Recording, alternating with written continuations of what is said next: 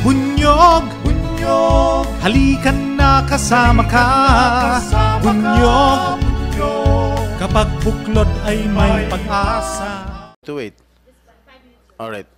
While we are waiting, I'll just proceed with the questioning of Yes, go ahead. Mr. Morales. Okay, Mr. Morales, bigyan na lang kita na isang pagkakataon pa para malinis yung pangalan mo. Yes, Tinanong Mr. kita nung second hearing ng komite, if you misrepresented yourself sa personal data sheet na sinabit mo sa PIDEA, that you were not dropped from the PNP roll and was not dismissed and suspended. Yung personal data sheet mo, yung PDS mo, was made under oath. Tama ba ako? Was it made under oath? Your Honor, nasagot ko na po yan, Your Honor. Wait, just answer me. Was it made under oath? Lahat po ng sinasabit ko po sa PIDEA, particular po doon sa PDS, ay lahat naman po ay under oath. Alright. So, kung under oath yan, so you misrepresented yourself, so malinaw na doon pa lang sa PDS mo ay nagsisinungaling ka. No, Your Honor.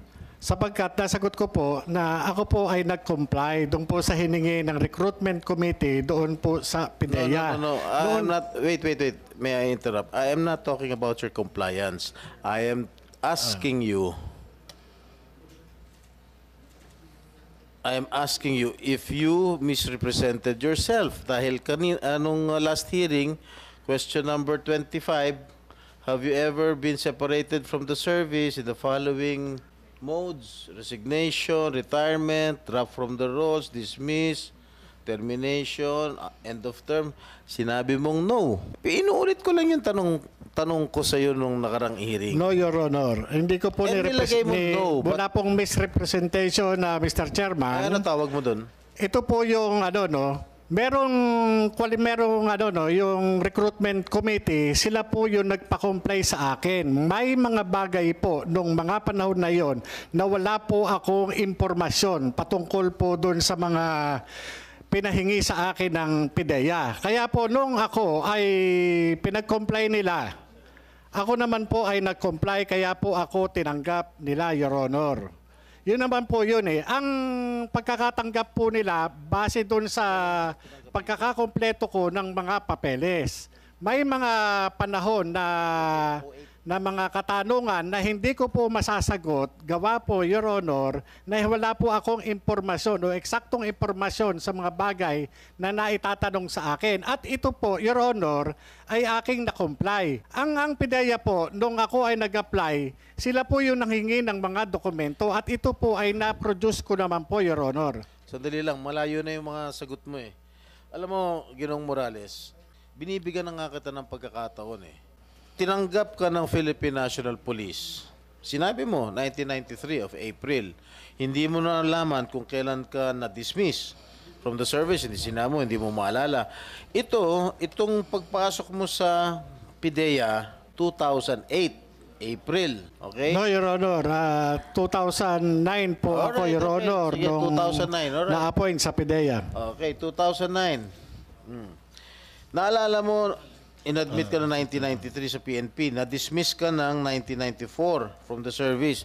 Pero dito, maliwanag na isinulat mo, no. Having been separated from the service, sinulat mo, no. Oh, sino paniniwala namin? Yung mga sinasabi mo, ito yung mga documentary evidence Your na Honor, hawak ko ngayon. Ako po ay nag-comply doon sa PIDEA Recruitment Mr. Chair, Committee, hindi ko malaman Your kung Honor. ano. Yes, you just answer the question. Answer the question directly. Huh? Thank you. Maliwanag po, Mr. Chair, nahawak ko na po yung mga documentary evidence na talaga nagsisinungaling itong taong ito. Dahil dito pa lang, pati sa question number 33, have you ever been formally charged? Sinabi niyang no. Have you ever been guilty of administrative offense? Sabi niya no. Yung have you ever been formally charged? Sinabi niya no. Ang dami niyang kaso na binanggit ko na yung mga during the previous hearings. Mr. Chairman. Yes, tanongin mo lang kita, follow-up question. Bakit nakalagay doon no? Bakit Mr. nilagay Chairman, mo? maaari niyo po ba akong bigyan ng original copy ng sinasabi ni Honorable Senator Jinggoy Estrada patungkol dyan sa aking PDS? Sapagkat yung ipinakikita niya ngayon na PDS ay pawang Xerox copy. Your Honor, Okay, may we request napakatagal the- na po niyan. At ito pong... Sige, kunin natin yung original Pidea, copy. submit the original copy. Where's the original copy of his PDS? We'll ask our personnel officer right now to answer the question. Mr. Chairman, if I may, Senator Yes, go Jinggoy, ahead. Go ahead. ang dami na nating hearing dito. Wala pang pinapakita kahit isang original si Ginoong Morales. Ngayon, siya yung manghihingi ng original. Kung ano man yung kopya meron si Senator Jinggoy, baka naman sapat na po yun dahil nakakatatlong hearing na po kami na picture lang ng Xerox ang pinag-uusapan po namin at pinagbibigyan po namin ng panahon. Bigyan nyo rin naman ng panahon yung Xerox ni Senator Jinggoy. Wag na po natin pahabain. Your Honor, Mr. Chairman, ito pong pagtungo ko rito ay bilang resource person, kaugnay po doon sa PIDEA Leaks. Patungkol po doon sandali. sa... Your Okay Honor. na yan. That's given. But please answer the questions because Senator Jinggoy is trying to establish yung credibility mo as a resource person or as a witness. Kaya please answer the questions properly. Thank you. Mr. Chairman, the point is, so as not to cause undue delay, kasi hanapin yung original, again, can the resource person kindly comment on the photocopy given by Senator Jinggoy, or yung copy niya, na photocopy, hindi original? Because that's what we've been doing all throughout this time anyway. So baka naman, unless malabo po kung malabo, kuha tayo naman sa maliwanag na kopya. Mr. Chairman, Your Honor, mabigyan man lang sana ako ng pagkakataon na ma-examine mismo yung dokumento. Dahil ito po ay nagtutukoy doon sa akin. Paano ngayon kung tanungin naman tayo ng aking mga kasamahan na pwede niyo mabigyan ng hard copy yung nakakalat ngayon sa social media na mga dokumento na nagiging sinasabi ng PIDEA Leaks. Kung hanapan tayo niyan, hindi rin tayo makaproduce. Ikaw hindi ka makaproduce. Sino pang involved dito? Maharlika. Damor hindi makaproduce. Maharlika. Siya nagpakalat niyan. Wala siya dito sa Pilipinas. Paano ngayon kung hanapan tayo ng record? And I have already, as I have said, I have already ruled and have given my opinion on that particular document na talagang totoo yan dahil hindi yan lalabas kung walang original na kinuna ng Xerox copy. So, ganoon na rin ang nangyari sa papilis ni Senator Jinggoy. Your Honor, Mr. Chairman, ako po ay pinakitaan ng isang dismissal order kahit po wala yung twin due process. Katulad po niyan, sinasabi nung nakaraang hearing, pinakitaan po ako ni General Lasso ng isang special order na hindi ko alam na ako ay sinasabi dismiss. Pero Your Honor, hindi ako naka-avail o naka-attend man lang doon sa pre-charge. Walang patawag. Wala po yung twin due process na dapat ay nakamit ko. Kaya itong sinasabi ngayon na PDS na allegedly ay gawa ko at sinubmit ko, Your Honor, Mr. Chairman, dapat ko rin malaman at ma-examine kung ano itong nakalagay doon sa dokumento mismo. Sapagkat yung pre-ops at saka authority to operate, ito po yung parte ng trabaho ko, Your Honor, bilang investigador. Ito po yung personal na kaalaman ko na may kaugnayan noong 2012. Kaya po, nung pinakita nyo po sa akin yung dalawang klase ng dokumento at tinanong nyo ako dun sa memorandum na inisyu ng March 10, 2012, ito po ay aking kinilala sapagkat alam ko sa sarili ko na ako mismo ang gumawa at ito ay ginawa noong panahon na nandun po ako sa PIDEA. Yun po, Mr. Chairman, Your Honor. Mr. Chair, itong hawak kong PDS, it is already certified photocopy. Sinertify ito ng PIDEA. So I don't think we still need to have the original copy we submitted Again, before this committee. With the permission of Senator Jinggoy, Mr. Yes. Morales, pakiusap na po. Tatlong hearing na po tayo, di ba? Ulitin ko litrato lang ng Xerox, itong lahat ng to nagsimula. So maaari naman po mapagbigyan nyo naman si Senator Jinggoy. Actual na Xerox to, na certified copy pa na pwede nyong makita. Yung pinagbabasihan nga po natin ng pagdinig na ito, hindi nyo ma-produce yung original. Litrato lang nga po So pagbigyan nyo na po para maka-andar na po tayo. Simple lang ho naman yung sagot madali naman sagutin. Your Honor, Mr. Chairman, Yun pong sinasabi ninyo na hindi ko ma-produce yung original. Talaga pong hindi ko po ma-produce. Hindi po yun yung tanong, Ginoong Your Honor. Chairman. Can the witness kindly just address what is being asked? Pakinggan mo lang husto yung... Malayo lagi Senator sinasagot Chis. dito, Mr. Huwag kang lumihis sa tanong, please. Ang akin po ay, Okay, ulit. pagbibigyan niyo po ba si Senator Jinggoy o hindi? Para lumipat na siya sa ibang... Your Honor, hindi po. Your Honor. Hindi po siya katanggap-tanggap na ipresenta sa akin, Your Honor, sapagkat ito, hindi ko po siya makikilala na gawa ng ito ay Xerox copy, Your Honor. Mr. Chair, certified photocopy na ito ng PIDEA.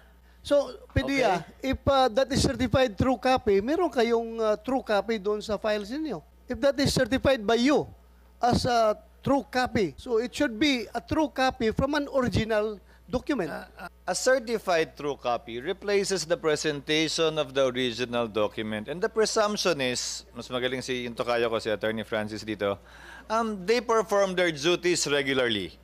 That they will not issue a certification unless there is a copy on file. That's why my point is it's unreasonable to be asking for the original because quite frankly, at least for purposes of the court, lalo na rito na relaxed rules of evidence tayo, na yung certified true copy, parang original na rin po yan. Yeah, yes, Hindi na kailangan pagdebatihan po yan. I don't disagree. I don't disagree Sagutin na lang with po kung ayaw niyong sagutin. Lipat si Senator Jinggoy sa ibang tanong. I don't disagree with that. Ang tinatanong ko lang is, kinonfirm ko lang sa kanila na mayroong true copy yan dahil certified true copy man. Alangan naman hindi nyo certify kung walang totoong true copy yan. Di ba? So meron kayo sa copy nyo dyan na original document. So sino nag-certify? O since certified mo, totoong kopya yan. So Mr. Morales, certified ng PDEA na totoong kopya yung dokumento na yan, coming from their files. Okay, I will give it to him, Mr. President, for him to examine. Buti nga kami, may Xerox ka, wala eh. Question 35 and question number 35 and number 37.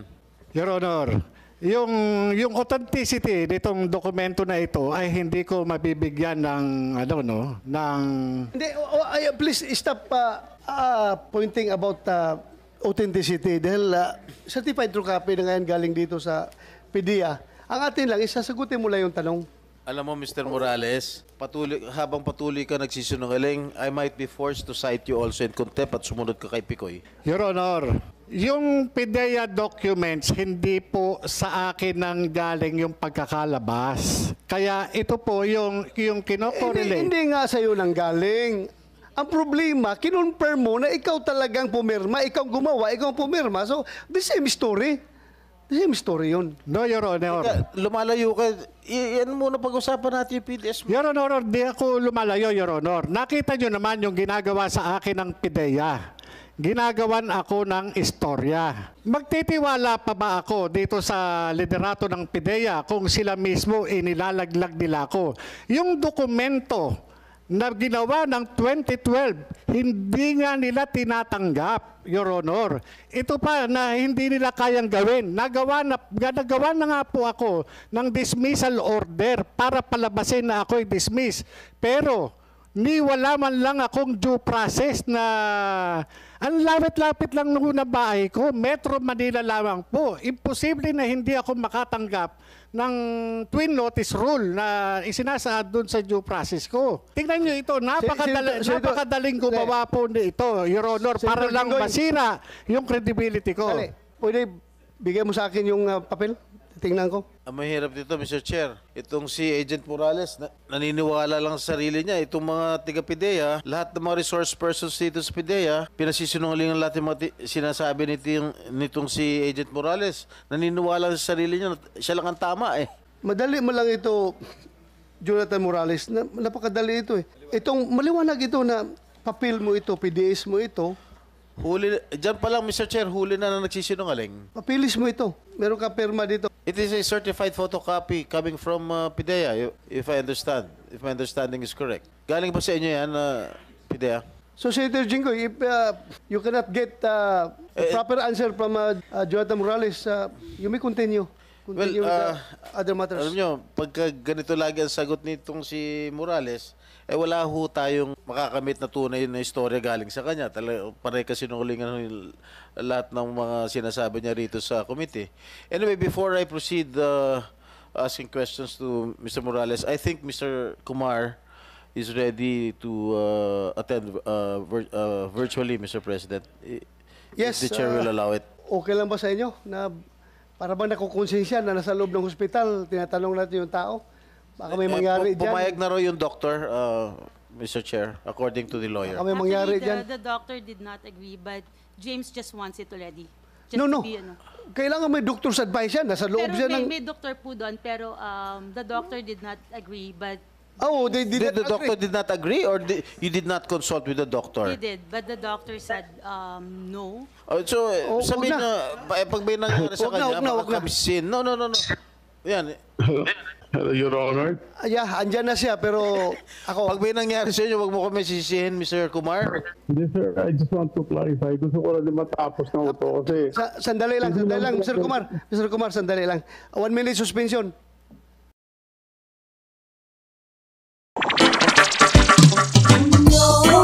May hulanong salita na ang ibig sabihin dito ay ang pagkakaisa. Bunyog Party List. Halika na, Bunyog Party List ka na. Halika na, Bunyog Party List ka na. Sa susunod, ang atinang suportahan, Bunyog Party List, nagtataguyod ng katotohanan, lumalaban para sa bayan. Bunyog, halikan na kasama ka. Bunyog, kapag buklod ay may pag-asa. Luzon, Visayas, Mindanao, isa ang pananaw. Sa bagong Pilipinas ang bunyog isisigaw. Bunyog.